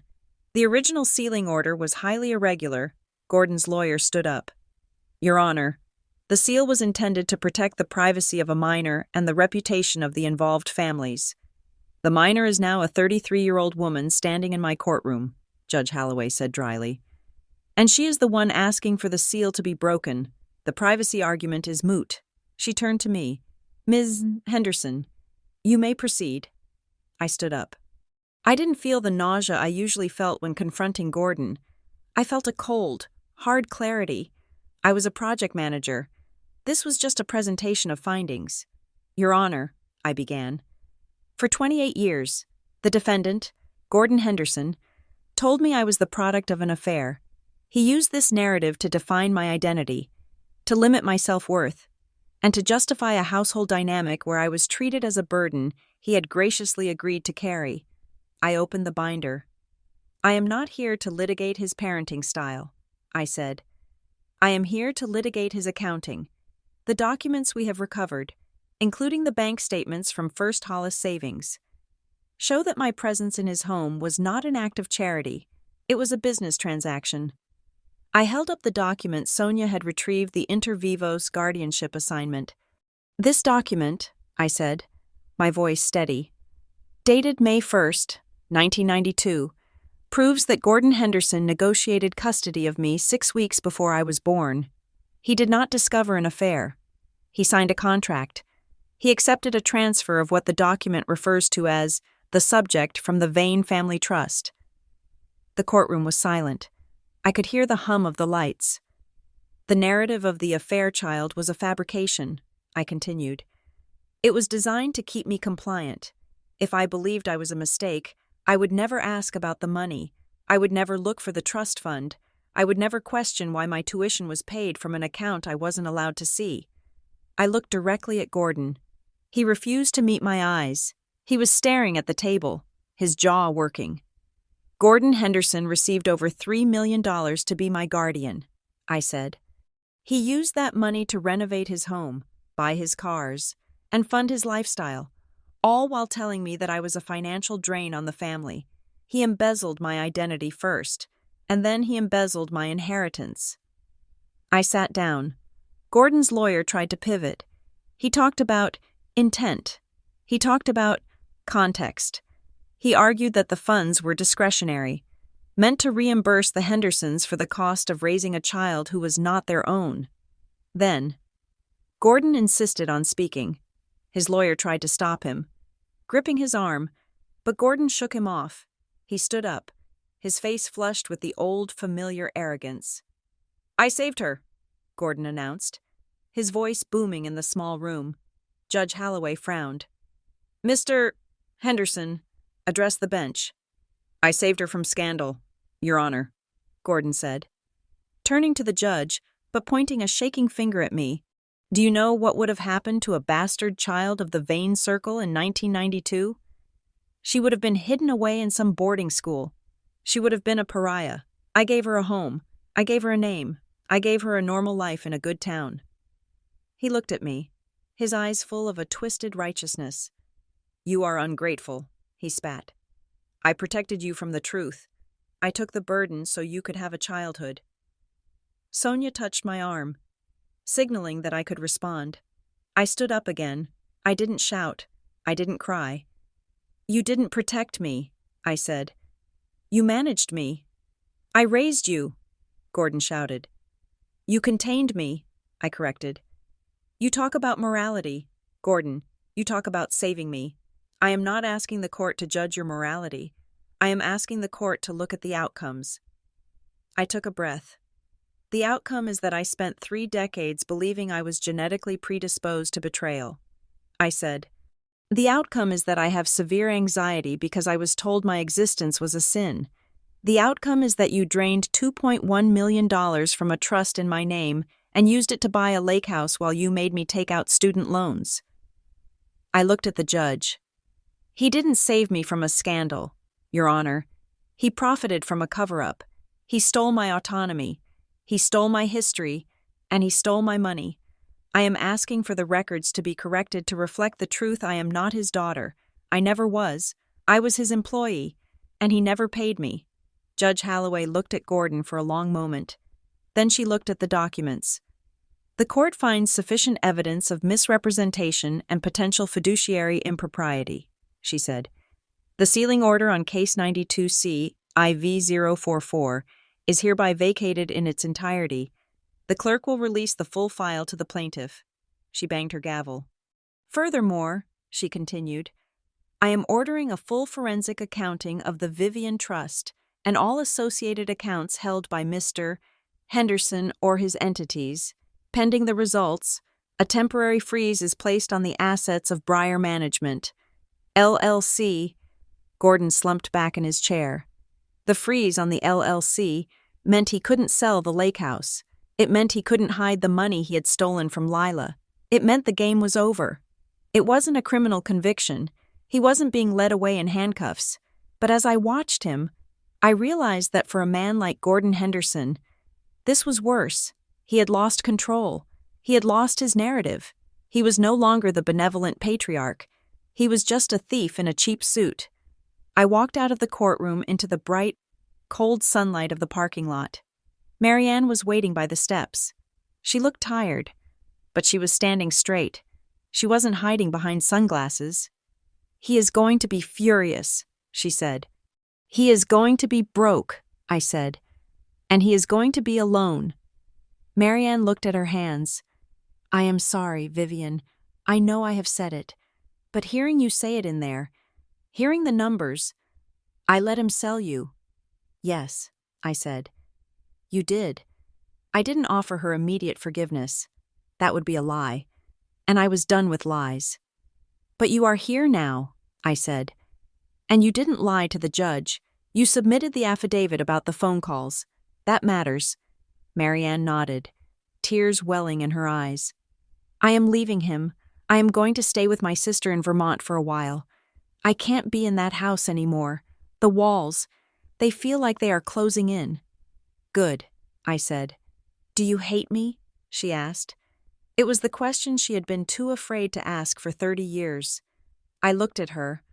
I saw the 22-year-old girl who had been pregnant, terrified, and manipulated by powerful men. I saw the mother who had tried to love me through a wall of fear. I have a lot of resentment, Mom, I said honestly. I am angry that you didn't protect me, but I also know you were drowning. I can love you and still be angry. We don't have to fix it all today. Marianne reached out and took my hand. She squeezed it hard. Thank you. Go to Vermont, I said. I will handle Gordon. She walked to her car, and for the first time in my life, I watched my mother walk away without worrying if she was going to crumble. She was starting over, just like me. I turned to go to my own car, but a black sedan blocked my path. The window rolled down. Russell Vane was sitting in the back seat. He looked immaculate, untouched by the grime of the courthouse. Get in, Vivian, he said. We need to talk. I am not getting in your car, I said. If you have something to say it here. Russell sighed. He opened the door and stepped out. He looked around the parking lot with a faint sneer, as if the asphalt offended his shoes. You won, he said. Gordon is finished. The trust records are open. You have your pound of flesh. I have the truth, I said. You have a version of it, Russell said. But you are still an outsider. You are still looking through the glass. He took a step closer. I can open the door. Vivian, the foundation. We have resources you cannot imagine. We have a seat on the board that has been vacant for some time. It handles our philanthropic outreach and education. It is a powerful position. It comes with a salary that would make Gordon's theft look like pocket change. You are offering me a job, I asked. I am offering you a legacy, Russell said. You are of my blood. I am acknowledging that. Come into the fold. Help us manage the narrative. We can spin this. We can say you were a private adoption that we are now celebrating. We can rewrite the story together." I looked at him. I saw the seduction of it. To go from the affair child to the heiress, to trade shame for power. But I realized something as I looked at his steely, confident face. The foundation wasn't a family. It was just a bigger version of the Henderson house. It was another system of control. He didn't want a daughter. He wanted to buy my silence. He wanted to put me on the payroll so I wouldn't ask about Sarah Prentice, or Jonathan Vane, or the other names Elena Caldwell had scratched out. He wanted to make me another guardian. "You still don't get it," I said. "I don't want to rewrite the story. I want the story to stand." "Don't be naive," Russell warned. "Without us, you are just a woman with a messy past and a lawsuit." "I am fine with that," I said. "Because the messy past is mine. It belongs to me. I own it now." I stepped back. "I am going to sue your foundation for the remainder of the trust," I said. "I am going to give every dime of it to the literacy program in Harbor Pike, the one you fired Elena Caldwell from. And I am going to make sure everyone knows exactly where the money came from." Russell's eyes went cold. The mask slipped. "You are a fool," he said. "You could have been a Vane." "I would rather be free," I said. I turned my back on him. I heard the car door slam. I heard the engine rev. I didn't flinch. I drove back to Boston. I stopped at a gas station and bought a coffee. It tasted like burnt beans and victory. I went to my apartment. It was quiet. The papers were still on the floor. But they didn't look like a crime scene anymore. They looked like history. I called Lila. "It is done," I said. "The judge froze his assets. You don't have to sign anything." Is he okay?" Lila asked. She sounded small. "He is angry," I said. "But he is alive. You can call him if you want. Lee, but you don't owe him anything." "I think I will wait," Lila said. "I am proud of you, Viv." "I am proud of us," I said. I sat on my couch. The sun was setting, casting long orange shadows across the room. I felt tired, a deep, bone-heavy exhaustion that comes after you have carried a weight for too long and finally set it down. I wasn't an affair child. I wasn't a mistake. I wasn't a Vane heiress. I was Vivian Henderson. And for the first time, that name didn't feel like a costume. My phone buzzed on the coffee table. I ignored it. I didn't want to talk to Sonia or the press or anyone. It buzzed again, and again. I picked it up. It was a notification from the DNA testing site, the commercial one I had used at the very beginning, before the forensic labs, before the lawsuits. New DNA match found. I frowned. I assumed it would be another distant cousin in Hollis County, another thread of the biological tapestry I had already unraveled. I opened the app. The screen loaded. Relationship close family. Predicted relationship. Half-sibling/first cousin. Shared DN. 1-800 centimorgans. I stared at the number. 1,800 centimorgans. That wasn't a cousin. That was a sibling. I looked at the name. User JP_Vane_88. JP. Jonathan Prentice. Jonathan Vane. The user profile had a small photo. It was a man, maybe in his late 20s or early 30s. He had dark hair and eyes that looked exactly like mine. And he had sent a message. Message from JP_Vane_88. I saw your name pop up. My mother told me I was an only child. She told me my father died in a sailing accident in '90. But the test says you are my sister. Who are you? I felt the air leave my lungs, Russell Vane had said. You are of my line. He had let me believe I was his daughter. But if Jonathan Vane Russell's son, who died in 1990, had a fiancée named Sarah Prentice, and if Sarah had been pregnant, or if there had been genetic material preserved, I wasn't Russell's daughter, I was his granddaughter.